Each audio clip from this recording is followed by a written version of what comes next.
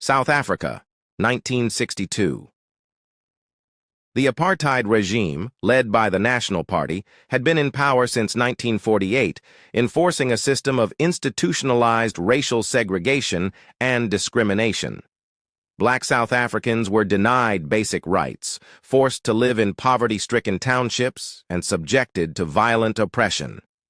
Nelson Mandela, a 44-year-old lawyer and activist, had been fighting against this injustice for years.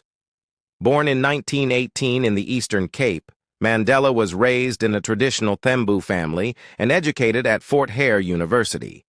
He later co-founded the African National Congress Youth League, which became a powerful force in the fight against apartheid.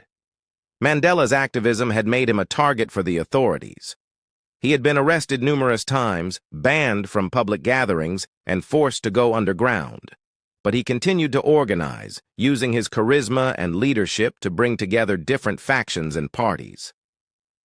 In 1961, Mandela co-founded Umkhonto we Sizwe, Spear of the Nation, the armed wing of the ANC, which carried out acts of sabotage against government targets. The government, led by Prime Minister Hendrik Verwoerd, responded with brutal force, arresting and imprisoning thousands of activists.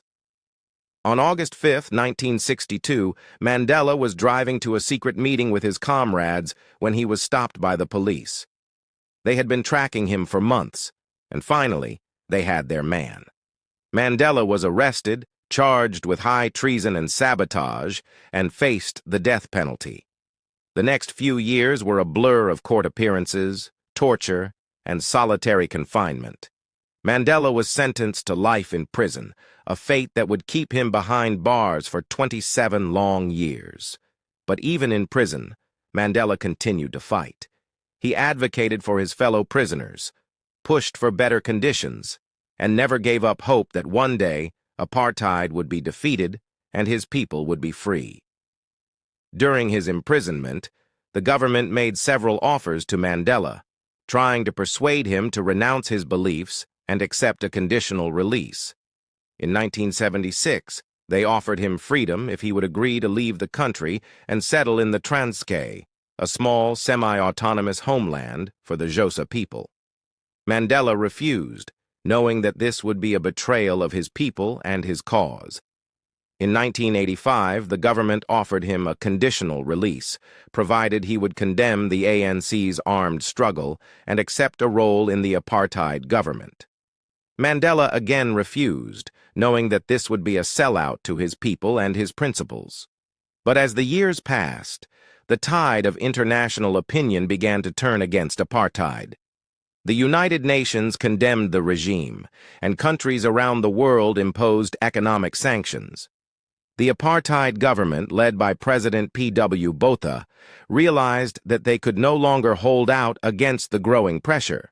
In 1990, the government, led by President F.W. de Klerk, announced that Mandela would be released from prison and that apartheid would be dismantled.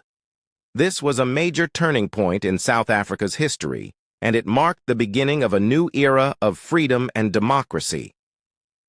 On February 11, 1990, Mandela walked out of Victor Verster prison, a free man at last. He was greeted by a cheering crowd, and his release marked a turning point in South Africa's history. As he emerged into the bright sunlight, Mandela smiled, his eyes shining with tears.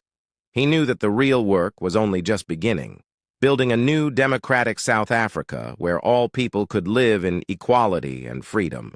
And so Mandela set to work, using his charisma, wisdom, and leadership to bring together a nation torn apart by centuries of oppression.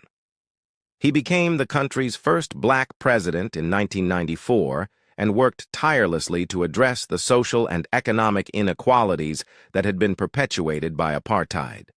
Today, Mandela's legacy lives on, a testament to the power of courage, forgiveness, and determination. He will always be remembered as a hero, a symbol of hope and freedom, and a reminder that even in the darkest of times, the human spirit can never be defeated.